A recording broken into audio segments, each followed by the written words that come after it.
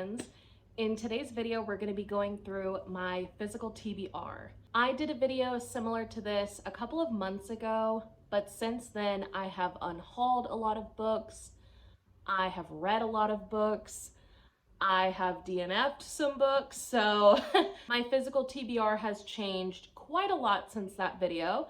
So this is going to be an update, and this is more specifically for the last quarter of the year. I'm not including September's TBR in this, but if you do want to see some physical books that I'm reading in September, you can watch that video.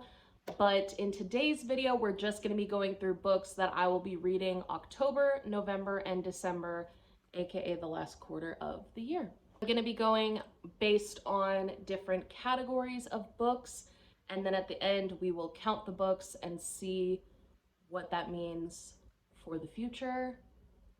I have a feeling that this is going to be a challenge because I have hauled quite a few books. I will also explain at the end my book buying ban because there's some variations to that are not, it's not a full book buying ban, but I'll go through that once we're done with these books. My first little stack of books are a stack of 3 books that I got in a giveaway from the Paperback Bruncher here on YouTube, but she's also on Instagram, TikTok, all over the place. She did a giveaway over on her Instagram, and you basically had to comment like a funny comment. 3 people ended up winning 3 books each from her unhaul pile, and you got to pick based on a photo that she DM'd us what books you wanted.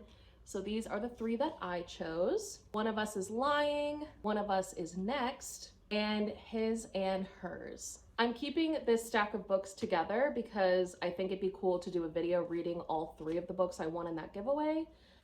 But we'll see when that happens. I don't know. I probably need to do that sooner than later, but we'll see. Next up are horrors and thrillers. And this is probably my largest stack. I try to save a majority of these books in general for fall because that's just the vibe of fall. If you know from my fall book recs, like I want to read horror in fall and thrillers and creepy, ooky, spooky books. Like that's the vibe. First up is a book I already know I'm going to read in October. Clown in a Cornfield 2. I got this from a used bookstore, and it was a fairly good deal. I think it was like $10. I got it a couple months ago, and I actually plan on listening to this via audiobook. And now I'm not sure. I might physically read it. I physically read the first one, and I enjoyed it that way. So I don't know. Next up is another one I'm hoping to get to in October. Homie by Junji Ito. This will be my second Junji Ito for the year. I read Uzumaki. Oh wait, no. I'm lying. I read Uzumaki last year. I think I read it in October of last year, so this would be perfect to read October of this year. The Need by Helen Phillips. This is a UK cover. I absolutely adore this cover. This is one of my favorite covers I own, and I would love to be able to display it on my bookshelves, but I gotta read it first. I don't necessarily like displaying books that I haven't read, just because if I end up not liking the book, it's like, oh God, that's embarrassing that I had that displayed and I didn't even like it, you know? Gotta do that soon, along with the recipes. I've Survived by Holly Jackson. This one is a little embarrassing because I bought this during the Barnes & Noble hardback sale last year, and I still haven't read this book, or maybe it was January. I don't know. It was long enough that I should have read this by now. And yet here we are. This is a book that I recently picked up. If you saw my moving vlogs, you already know. Aaron Slaughter's Pieces of Her. And I'm not necessarily super interested in reading this book. It's not one that I've like really been wanting to read or anything. But the reason that I picked it up is because I saw it at a used bookstore and it is signed. I've also never read Karen Slaughter, so I'm interested to read this. I don't know if this is necessarily the best first book of hers to read, but we'll see. Off the Deep End by Lucinda Berry. This is one that I was planning on unhauling, but then when I went to return it on Amazon, they gave me my money back and told me not to send the book back. The People in the Trees by Hanya Yanagihara. This is another one that's been on my physical TBR for an extremely long time. I need to get to this. It's a little intimidating just because if you know, you know. A Little Life. Yeah. Next up, I have 2 books in series that I need to get to. These are 2 series that I will technically complete. Technically not. The first one is The Final Gambit by Jennifer Lynn Barnes. I read The Inheritance Games and The Hawthorne Legacy. So this is the 3rd and not actually final book anymore because The Brothers Hawthorne came out recently. Though I don't know if that is a continuation of the series or if it's technically a spinoff. I don't know. I also haven't heard great things about The Brothers Hawthorne. So we might just pretend it doesn't exist if it ultimately doesn't do well. I don't know. But either way, the only one that I'm committed to reading this year is The Final Gambit. If you know, you know. Yeah. I was going through a Hunger Games binge earlier in the year when everyone and their mother was reading Hunger Games. And then I just never got to Mockingjay. And the reason I never got to Mockingjay is because I made the mistake of watching the movie before reading the book. Me and my husband were watching the whole series, and I told him, I want to read Mockingjay before we watch it. And he was like, come on, let's just watch it. And I was like, okay, like we'll watch it. And now I regret it because now I have no incentive to read the book. But I need to before the end of the year. So I will get to this. Probably not until December, to be honest with you, but I will get to it eventually. I have 2 classics to read. Pride and Prejudice. My husband gave this to me for Valentine's Day. This is the Barnes & Noble edition. I need to read this. I specifically want to read it on audiobook. I have no idea when I'm going to do that. It's a very like spring book, so to have to read it in fall or winter is a little weird. But maybe it'll fit the vibes of winter a little bit more when I'm wanting to escape the snow or something. I very recently got this book, Little Women. I bought this from a used bookstore, and I found out because I was trying to look for this edition all over the place because I was like, I want to be able to tell people where to buy this because it's such a pretty edition. And apparently it was a part of a book box that is no longer offered. It was an Amazon exclusive book box, and it contained like Alice in Wonderland and 2 other books that I can't remember right now, but they don't sell it anymore. And so I guess somebody just unhauled this book because I didn't even see the other ones there. So now I have it and I absolutely love it, but it kind of stinks because I can't like let other people know where to get it. So sorry. Then I have 2 nonfictions. This is a memoir by David Fitzpatrick, and this is about self-harm. So it is very intimidating as well to read. I want to read it, but I've been putting it off because I'm scared. And then I have The Stranger Beside Me by Anne Rule. This is one that Katie Colson highly recommends listening to via audiobook, and I definitely want to do that. My library always has it available, which I think is the reason why I haven't rushed to read this, because I can get it at any time. It's not something that I'm gonna ever have to like put on hold, you know? I feel like this will be a good fall one though. Last, but certainly not least, I have my romance picks. First up, from my local used bookstore, By a Thread by Lucy Score. I got this fairly recently. It is a chonker, so I'm a little nervous to get to it. I also read Maggie Moves On. If you saw that in my moving vlogs, I did read that one by her. Not a great first Lucy Score book, I will say. So I'm a little nervous to get back into her writing, but I've heard that this one is very good. So I'll read it. I will read it. Or unhaul it.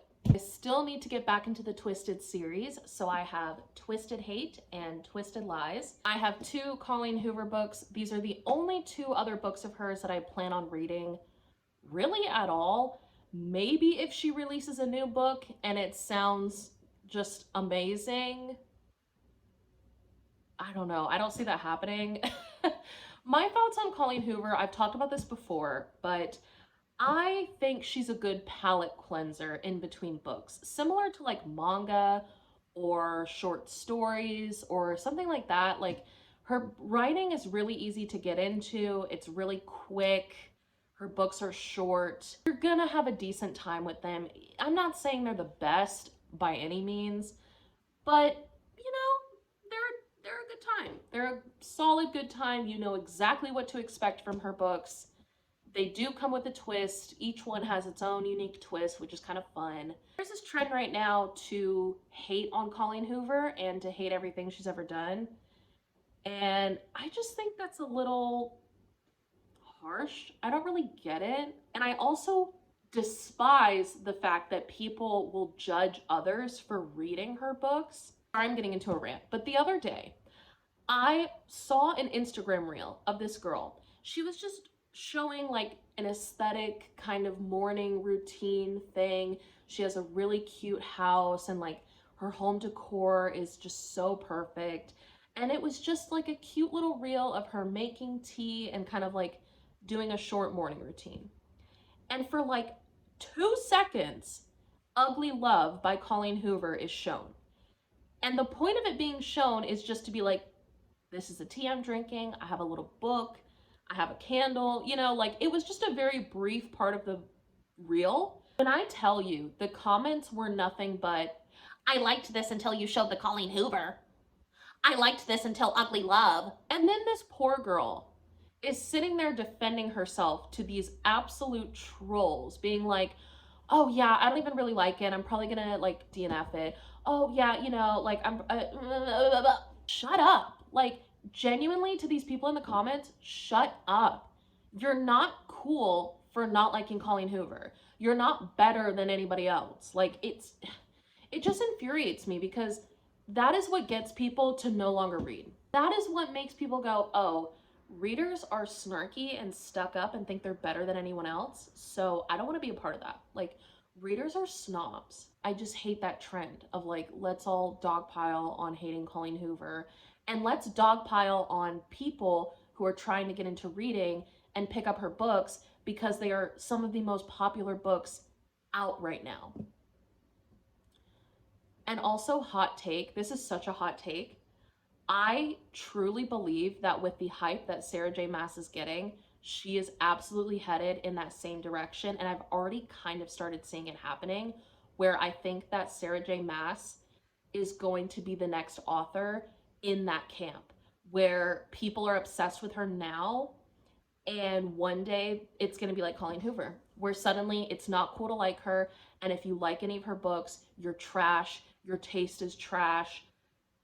I think that any female author specifically who gets a lot of hype, you can only go up so much before you just tank, in popular opinion. I truly see that happening for her. And I don't want it to happen to her. I don't want it to happen to any author. And I don't want it to happen to any reader. That take from someone who got a degree in sociology, that just seems to be the obvious next author to get semi-canceled. I don't even know if you can call it canceled, but just hated because she's too popular. Anyways, long rant over. Reminders of Him and All Your Perfects. These are the two Colleen Hoover books that I have not read yet among the books of hers that I want to read. And then after these two books, I probably won't pick up her books anymore unless she comes out with something that just sounds too good to miss, but I doubt it. The last one on my physical TBR is one that I got from the used bookstore. The Deal by Elle Kennedy. I got this for $3. I don't know how, but I got this for $3. So we love that. I just counted. It is 22 books for 3 months. I think that's like 8 books a month.